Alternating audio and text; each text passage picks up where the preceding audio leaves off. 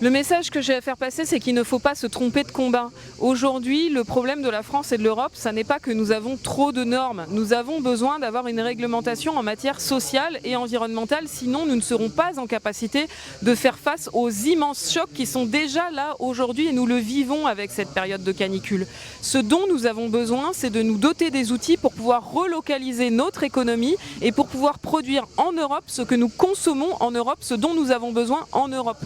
Nous avons besoin de pouvoir réformer les marchés publics pour faire primer le Made in France et le Made in Europe. Nous avons besoin de pouvoir responsabiliser les grandes entreprises dans leur politique d'achat pour qu'elles développent les circuits courts et qu'elles favorisent les PME, ETI qui sont tout autour. Nous avons besoin de protéger le marché européen avec des droits de douane qui soient modulés en fonction des normes sociales, environnementales et fiscales.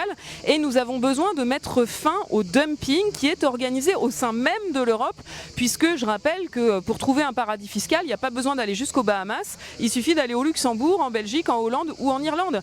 Donc nous avons besoin, au contraire, d'un nouveau choc d'harmonisation sociale, fiscale, environnementale et d'investissement massif pour faire face à l'avenir. Et ça nécessite de la justice fiscale, une redistribution des grandes entreprises vers les petites, une redistribution des plus riches.